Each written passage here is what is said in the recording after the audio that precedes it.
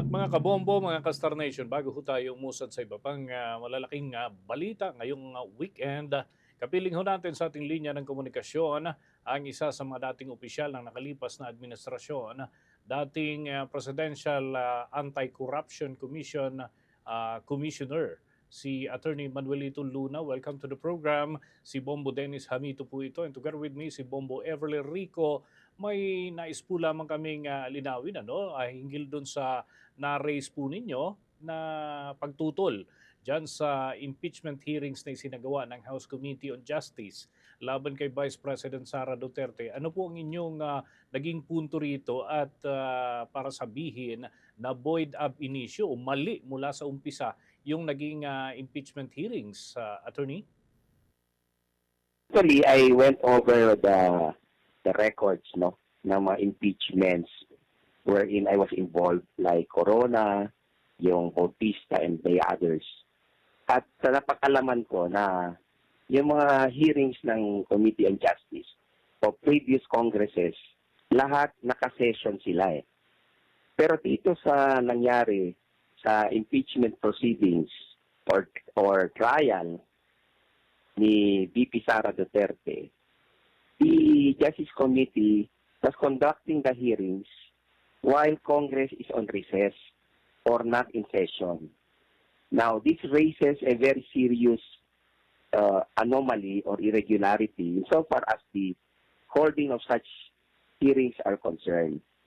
Because under Article 11, Accountability of Public Officers, Section 3, subparagraph 2, the Committee on Justice cannot conduct hearings in impeachment cases when Congress is on recess or not in session.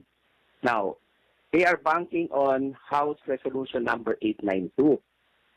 Itong House Resolution 892 authorizes them to conduct the hearings even when Congress is on recess or not in session.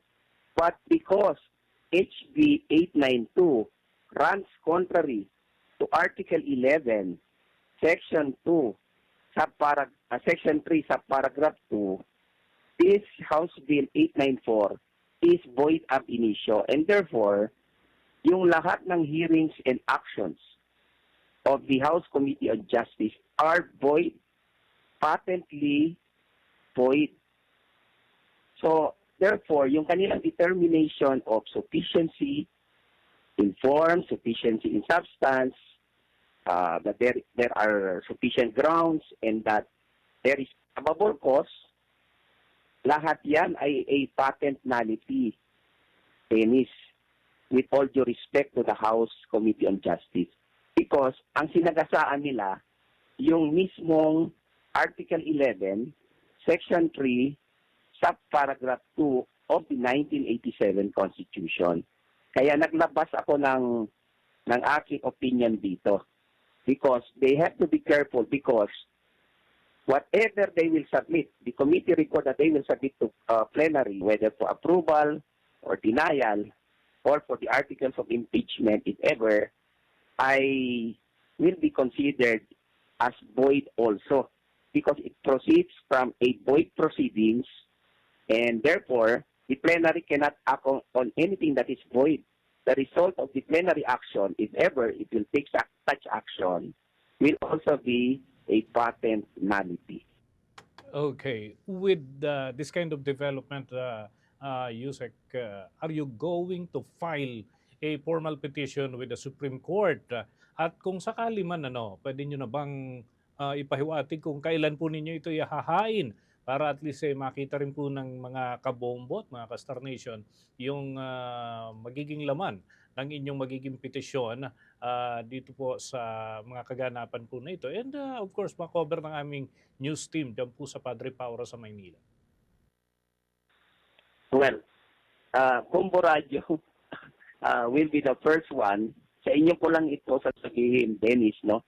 You will be the first one to know ngayon that I am contemplating on filing a petition for certiorari and prohibition with a prayer for a temporary restraining order or preliminary injunction with the Honorable Supreme Court to bring this to the attention of the Honorable Court and also to put on notice the House of Representatives Committee on Justice and the plenary of the House, because this is a matter of constitutional law, a matter of national importance, and therefore it has to be brought to the Supreme Court, because only the Supreme Court can, if ever it will issue a TRO, can stop this action of the House Committee on Justice by the plenary of the House of Representatives.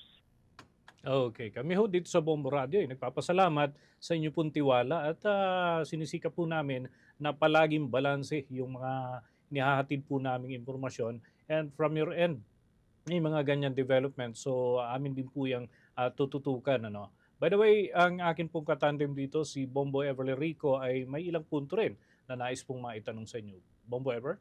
Alright, just to follow up lamang po, Attorney Luna, ito pong balak po ninyong petisyon, ito po ba ay ihahain po ninyo ng kusa o may kasama po kayong ibang abogado like yung defense team po ni Vice President Sara Duterte? Actually, separate ito. This is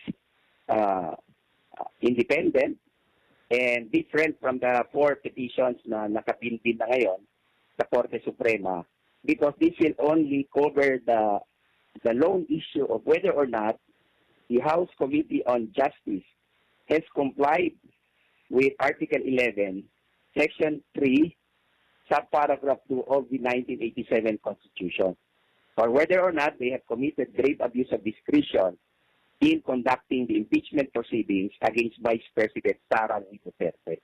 Yan lang, isang issue lang yan, and this is different from all the rest.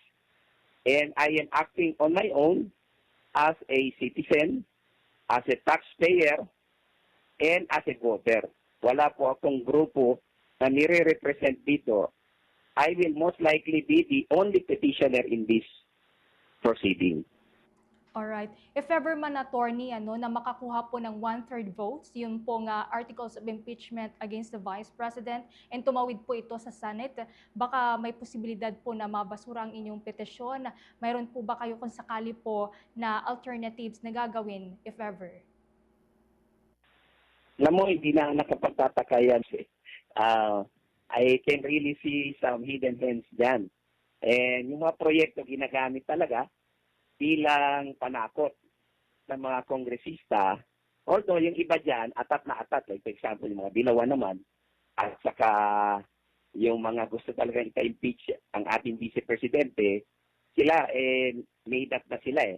Pero yung karamihan dyan, yung iba hindi pa nagde-decide, baka tinatakot sila sa kanilang mga proyekto. Now, I had a very bad experience before doon sa corona impeachment. I was a volunteer counsel for the prosecution. Pero later on, nalaman namin na DAP funds were used doon sa corona impeachment. Binigyan ng mga augmentation yung mga kongresista at saka mga senador. So, after Corona was impeached and he was convicted, I was together with another petitioner. Parehas kami we filed a petition, our petitions on the same day, the late Augusto Siuco. So myself, Attorney Luna, and Augusto Siuco on the same day filed separate petitions questioning the constitutionality of the disbursement acceleration program, and I divulged in my petition the bribery of DAP, using DAP of congressmen who supported the impeachment of Chief Justice Corona, and some senators whose DAP were augmented later on by DAP funds. And we won that case by a vote of 13-0. Napatunayan po namin yon against BBM and against the late President Benigno S. Aquino III, that there was really bribery using DAP funds.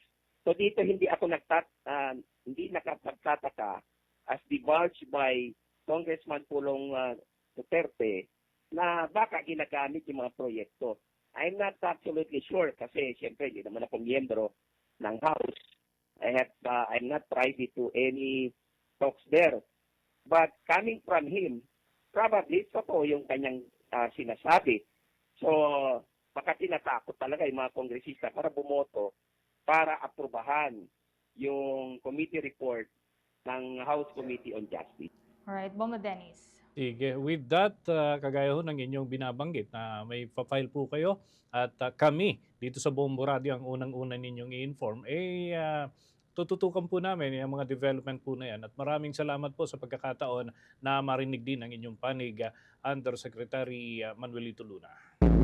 Mga kabombo, mga ka-Star Nation, nakausap po natin si Attorney Manuelito Luna, former Presidential Anti-Corruption Commission Commissioner noon po itong nakalipas na administrasyon at yan ay may kinalaman doon sa kanyang na-i-raise po na issue at ipapadeklara niya daw sa korte na void ab initio o mali mula sa umpisa yung mga isinagawa na pagdinig dyan sa Kamara de Representantes. Tuloy tayo sa iba pang balita. For the most trusted source of news and information, visit our website at www.bomboradio.com. Follow us on Bombo Radio mobile app, Facebook, YouTube, TikTok, and X, formerly Twitter. Like, share, and stay connected. Anytime, anywhere.